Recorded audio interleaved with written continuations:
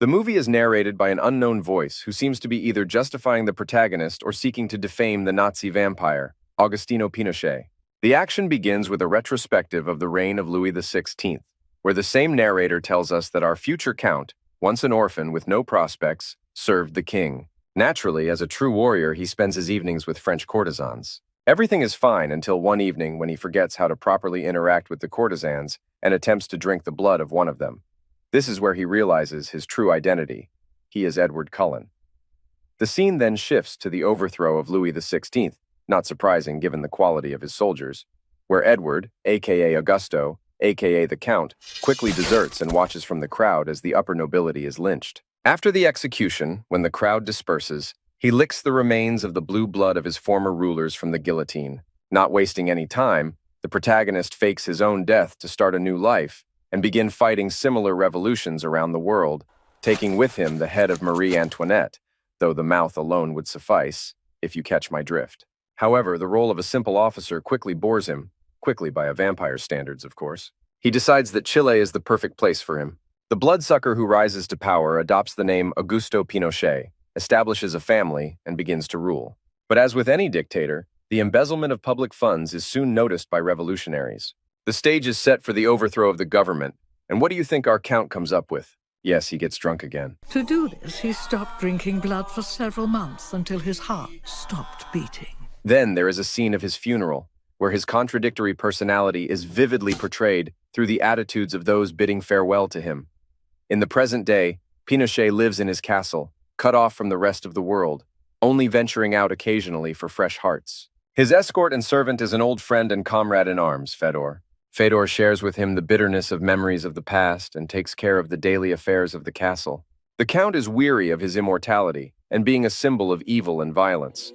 We are then shown a scene in a church where a group of exorcist nuns are praying to God, while one of the Count's daughters negotiates something with the church officials. Later, the strongest member of the Helsing family is summoned, and she is given her main task, though it hardly needs explanation. The story begins to unfold when Pinochet's children and grandchildren arrive at the castle after learning of his decision to die. Each of them has different motives for their visit, but their primary concern is maintaining control over Pinochet's wealth and legacy. They believe that Pinochet can still be useful to them, even in death, as a symbol and tool in their political struggles.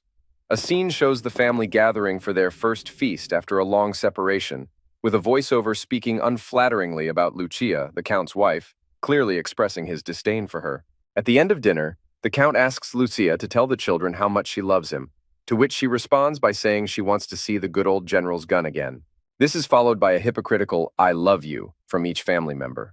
In a subsequent scene, we see the butler Fyodor pinning down Lucia in the basement, using him as leverage in case the Count refuses to turn her into a vampire.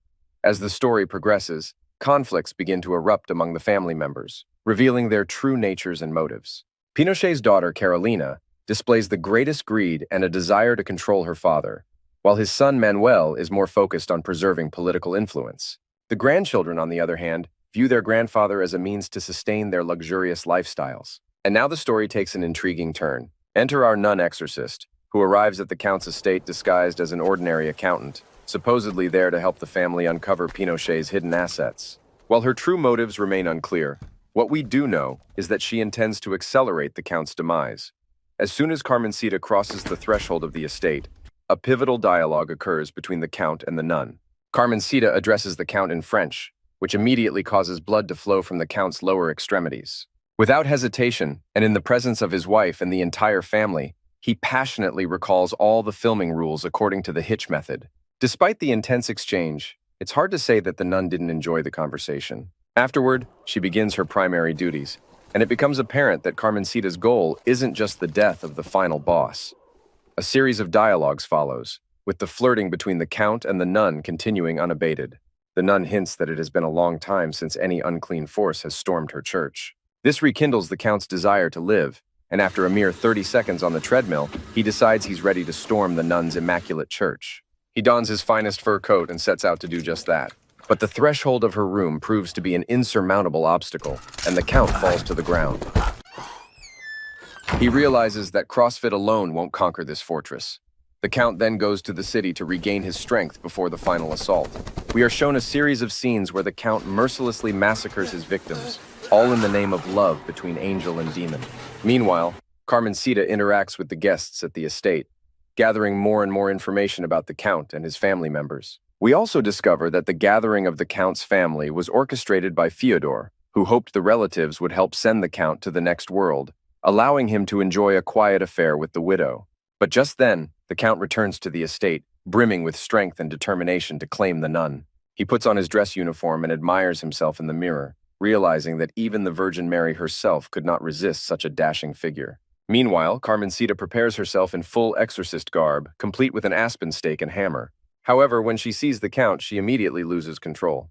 The Count rushes to her, checking if she's wearing metal celibacy panties. In the next scene, we see that the Count's mission is completed successfully, and he turns her into a vampire at her request. Simultaneously, the Count's family discovers files on each of them in the nun's room, realizing that the church sent the nun to gather information on the Pinochet family.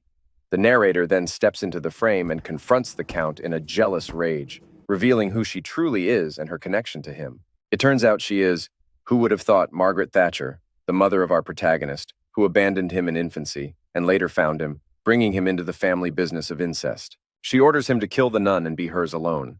The Count dares not refuse and takes his object of adoration to a secret room where, for the last time, they decide to indulge in their games, boasting about his possession of Marie Antoinette's head. But Carmencita quickly grows tired of these games and attempts to escape through a window in the ceiling.